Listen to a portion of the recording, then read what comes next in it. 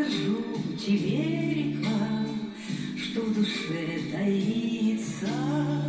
Расскажу тебе, река, что в душе таится.